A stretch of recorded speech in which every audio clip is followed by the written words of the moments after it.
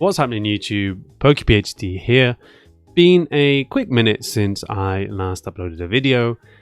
I was actually away on holiday, so I actually managed to return to a lovely surprise, which was another PSA return. So I'll be showing off that return. This was another return that I submitted at the end of February, so there was a little bit of a delay getting it through customs and so on, which actually worked out because it gave me time to get back to collect it. But roughly, again, if you are submitting, looking at, I'd say it was pretty much the end of February, so you're looking at 8 to 10 weeks, probably closer to 10 weeks, I guess. And that was again a monthly $15 special. Now PSA have recently just added the fact, or at least reduced the actual cost for submitting bulk TCG cards to $15. So expect that turnaround time to maybe stick between around that kind of 8 to 10 weeks, probably earring more towards the 10 to 12 weeks. I think they've said 3 months. So when you're submitting, you're probably hoping for around 2.5. As I said, that kind of 10-week time frame. But enough talking about PSA and their turnaround times, because that's not what you're here for. As you can see, I left my keyboard there. I think all that. Let's pretend that didn't happen. And let me quickly, I've already opened the boxes, and as you can see here, just about here, you can see piles and piles of cards. So I am going to quickly go through those. I submitted roughly 100 and something cards, so we'll be showing those off. A mixture of English and Japanese. You'll see it will be mixed. I looked through a couple of them, and the piles are mixed. Box of them. I don't know why they keep doing that. It is a little bit annoying, but that's just how it is. So it's a mixture of English and Japanese. Not sure why is this a 9. Oh, there's a bit of a nick there. So yeah, it's a mixture. Let's get these piles going. Yeah, it's a mixture of English and Japanese. Got the 10 on this Topps Chrome Weezing. And yeah, just a complete random variation of cards. There's a little bit of some older cards and a little bit of some newer cards. So we're going to see a pretty decent variation here. Got the light Azumarill Holo. Is there a nice swirl there? Not that I can see. A Zoroark GX from the Great All collection. Submitted a few of those. Didn't get that many 10s. Immediately showing off the 9 there. But generally, the submission was alright. They certainly are, at least in my opinion, generally, across the board, tougher than they have been, I guess, over the previous maybe 2 years or so. That it's tougher, but it's more fair, and I just see more consistency. I know everyone likes to show off their badly graded cards, but I'm just seeing it less consistently. I'm getting that across, as in they're more accurate, and they seem to be a little bit tougher, and those kind of number of 10s that are passing through, at least for me. Maybe they're just shafting me and screwing me over, but I'm not too sure. But generally it seems like that's happening less often. I actually pulled this Arceus in my opening. I think it was a Hisuian Zoroark collection box that I opened, which you should definitely check out. Submitted this and got this bad boy back in a 10, so we'll be keeping that, because I like to keep, especially if I get a 10, I like to keep packs. I like to keep cards that I pull in packs myself. It is just a lot of that nostalgia stuff. I don't know if anyone played, this is a Dialga. I didn't pack the Dialga myself, but I would like that Dialga, because I like having one of every Dialga card. But I don't know if any of you, is any Holo Bleed on that? It's quite common to get some Holo Bleed, but I don't believe so. At least nice to get it in a 10 at least. 8 on this. Where are we seeing Topps Chrome? I feel like it's just like flipping a coin. Looks pretty. No, there's a nick here. Very small nick there. Well, then it makes sense. 9 on the Diglett. Diglety! Yeah, God, my nails disgusting. Generally, not generally. I was going to say, if anyone has ever played FIFA Ultimate Team or any kind of Ultimate Team, there's a nick here.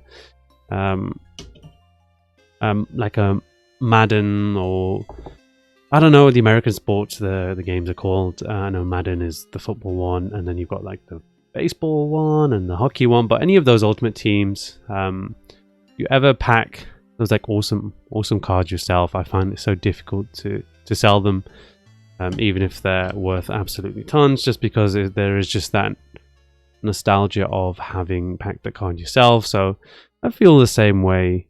The nick there at the bottom right. Sorry about my thumb. That isn't ideal, but yeah, I feel the same way about. Well, at least we've got another 10 on this. That's 210. Zoroark. I feel the same way about the trading cards as well. This I submitted, I think 7 or 8 of these, and only got 110, which was a little bit sad. I thought at least 4 or 5 would come back as 10s, but what can you do? Well, I know what you can do. You can resubmit. I want to quickly compare these two as well. So obviously this one on the left got the 10, and this one on the right got the 9. I feel like the centering on this is worse than this. So if it isn't the back, I wonder what the difference is. Again, I'm saying it now, but I might change my mind after like really looking over the cards, and I'm thinking that already, given that they seem to be pretty spot on so far.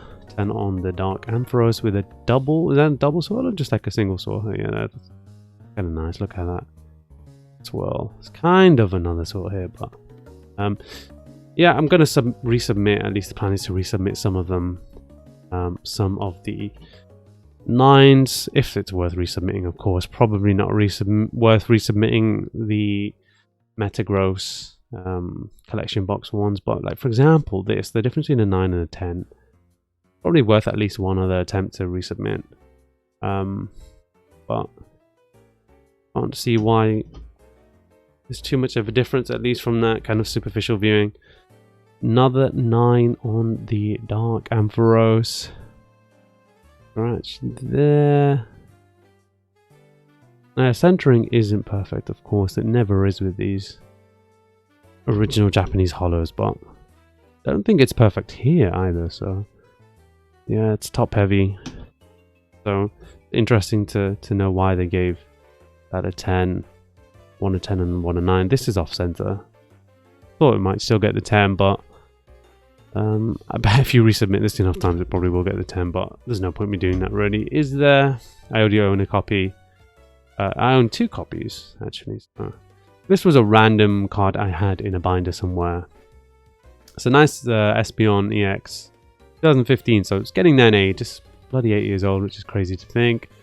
And just look at that kind of like parallel foil shine. It's gorgeous, ain't it? Nice little 10 there. Onto some Japanese modern. So we've got the V-Star Universe Glaceon. Look at that.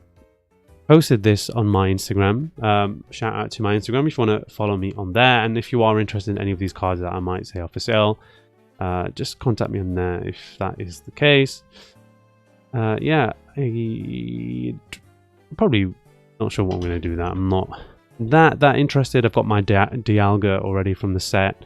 One thing I would like to do, if I had the time, was to grade all V-Star Universe cards myself and have a PSA 10 seal graded collection of at least the Galarian Gallery. That would be awesome. And I've got a few already. I just need to, and there's obviously loads of them, right? There's obviously 70 of them.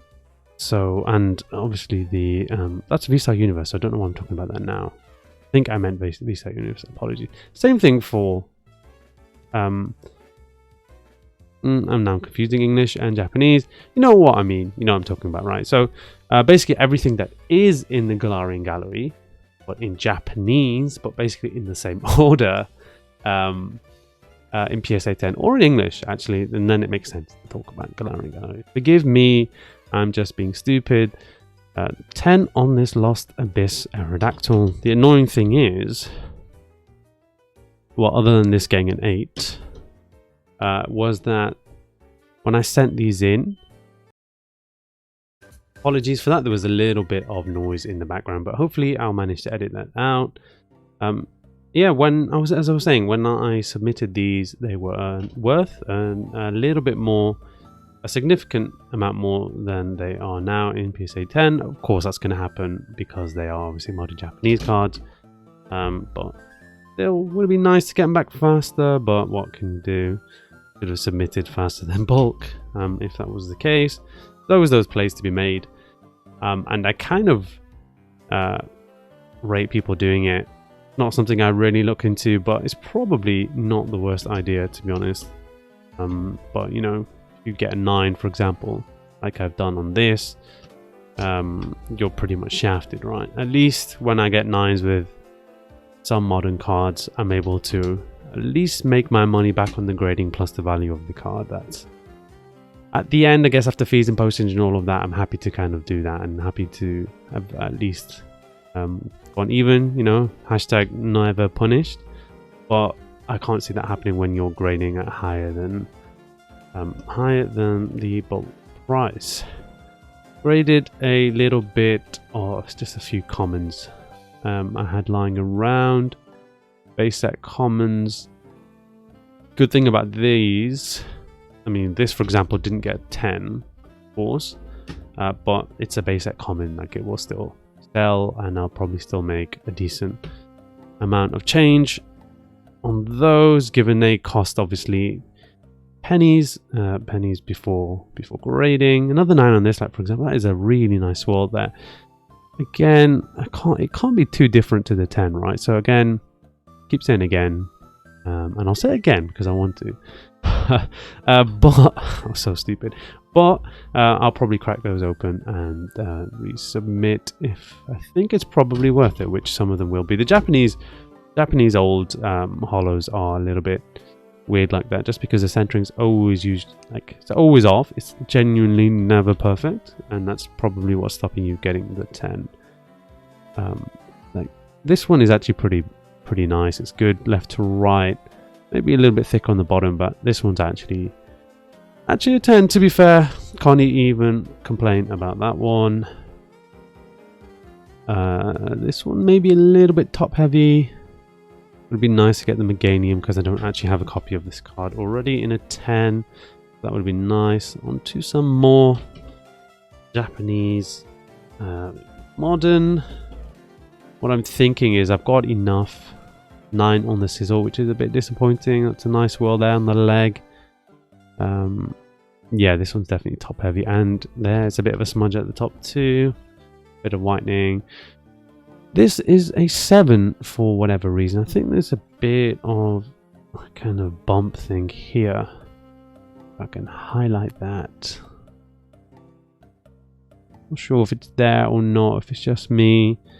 That looks like a weird line. That's in... I must have more of these, right? Yeah, what the hell is that? I did not do that. Someone scratched that.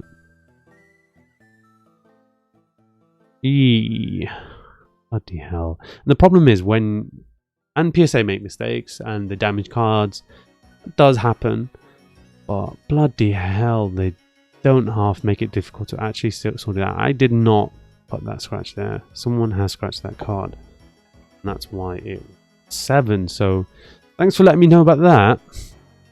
9 on this, a little bit thick bottom to top. Again, like, I mean, this Gengar art is awesome. I'm probably that's one that's definitely worth resubmitting, right? Thing is about like these Dark Amphiroses and these other Japanese holos that are getting 9s is that, you know, in 10 they're like $100, but the Dark Gengar, for example, is treble that. It's like $300. So I would be happy to resubmit that multiple times in order to get that 10. If I think it was going to get the 10 eventually, or it should deserve a 10, which I will look over them again. I think I think it's definitely, at least in my position now, worth looking over it off screen just to make sure. Kind of regret grading this now because you can see here that that's not the plastic. Actually, the card itself, there's quite a lot of scratches. I thought the scratches weren't actually that bad, and they maybe would. I think I said it would get an 8, but clearly the scratches were that bad that they decided to put it down to a 7. Funny thing is, the back is mint. So take some of the scratches away, you're looking at a 9, but that's just like saying take any damage away and you are going to get a perfect card. So just a completely useless thing for me to say. Got a 9 on this this Kyber Evolution structured deck, Blue Eyes or White Dragon, which was a bit of a hefty bang. It was interesting because I didn't think it would get a 9. I thought it was certainly an 8 rather than a 9. But I'm not going to complain about that. That's a nice one to get. Not too many Yu-Gi-Oh cards in this. Thought this maybe would have got 10, but it's a bit, centering's a little bit off. They're super weird about centering with Yu-Gi-Oh cards. I've seen some awfully centered cards get away with it, but then it's a bit easier to notice it with Pokemon cards, so they don't often get away with having bad centering to that extent. 9 on the Celebi V. Here's a bit of mid Pokemon. This is a Power Keepers Kabutops. This Wall Rain, I'm really disappointed. I thought this was going to get a 10. It was mint. Absolutely mint. I actually don't see what's wrong with it unless I've missed some kind of like scratching or something. Some kind of dent. That was not there. This card, I promise you this card was mint. Let me see. This card was absolutely mint when I submitted it. Something going wrong with how I'm posting them. This really shouldn't be, but there's no chance. They must have damaged that too. A bit disappointing, genuinely. There's no whitening anywhere in the corners, nor the edges, and it's just this that decided to unfold and give the card overall an 8. It would have been an awesome card to get into 10. Shame about that. Some more base set commons in 9. A couple of Magikarps there. Thing is, we just don't have enough base set cards and a lot of graded cards generally in the UK market. So, for example, they will actually fetch like a decent amount for sure, and certainly are worth grading for me. And even if you're a bit patient, I guess when you're selling in the US, just so you can get about probably $25 to $30 for 9 PSA 9 commons, which obviously cost nothing to actually find. Surprised this got the 10, but obviously happy with that. I think it's a pop. Oof, I was getting nervous for a second thinking that was not on the slab. This is a pop 5 or 6 now, which is pretty nice. Not sure what I'm going to do with it. I might get rid of it, but a random nice cool card that graded myself, of course. Another Shining Magikarp, another 9 on the Zoroark. So as you can see, the 9 pile is growing exponentially. 10 is struggling to keep up, and thankfully 8 and 7 aren't doing too well. On to some more Japanese Neo era Holo. So 9 on the Donphan. I think it was a bit sad. I don't believe I got a 10. A Donphan 10, which was disappointing. Disappointed I didn't get this bad boy in a 10 as well, because this would have gone straight into my box of Skarmories. But unfortunately that wasn't the case. Got a 10 on this Dark Sizzle Holo, which really chuffed with. Fetches a pretty penny in a 10, but your boy loves his sizzles, so that's not going anywhere. And then we do in fact get the 10 on and the swirl. Hard to see anything on this really dark Gengar background, but happy to get a 10 on one of the Gengars, which was just fantastic. 9 on that Gengar. 10 on the Graveler. Wasn't expecting this. Or was I? Probably was. I mean, I'm pretty sure I submitted it hoping for a 10. But it's a bit of a random card again. It's not Topps Chrome, it's just a regular Topps TV. And it has this really shitty foil. I'm not a fan of it at all, to be honest. I like a Graveler. You know, I like a Graveler, I like a Golem and a Geodude, but the foil is just awful. I mean, for example, we've got Persian here, and this foil is significantly better, in my opinion. There's threads on was called E4, now it's called Mount Moon Forum. It's like the SM Pratt forum. old school kind of forum, not like a Discord. I'm sure they have a Discord and stuff now, but on there's a really interesting Topps Chrome guide that I've managed to look through a few years ago. So that's a really interesting read if you are interested. I would honestly recommend it for those looking to find out more about Topps Chrome cards and how like all the different foils exist and all the different theories and everything else that kind of goes along with it. This is another nice one. So this is another Topps Chrome, and it's a Golbat. Obviously another OG Pokemon. Yet we've got the Fearow in PSA 9 condition. Let me quickly check why it's a 9 and not a 10. Can't really see anything immediately. Centering is obviously not really an issue with these cards. Usually a nick somewhere, although I haven't seen that here. Another 9 on the Zoroark. 9 on the Charmeleon again. Sadly no 10s on those base set cards. They would be real winners if that was the case, given again they cost nothing, $15 to grade. Ooh, God. Would be nice. Getting those mint bulk cards. If anyone has any mint God, I need to focus on this rather than talk about stuff I want to buy. If anyone does have any mint bulk S cards, make sure to hit me up. I'll be happy to pick up as much as I possibly can. Metagross 9, 8 on this Metagross, just because, especially as I said here, it's definitely worth it. Got this Lucario promo 192, Sun and Moon promo 192. These things, I mean, they're not like crazy expensive, but they are picking up in price. I don't actually have one of these already, and it's a Lucario card, which means I certainly am interested. Umbreon V from Brilliant Stars, and another Zoroark GX in PSA 10. We are getting towards the end. It's been a little bit of a long video, but there's obviously a lot of cards to go through. Another 9 on the Metagross. It's disgusting. 7 on the Mightyena. Come on. What is exactly that bad?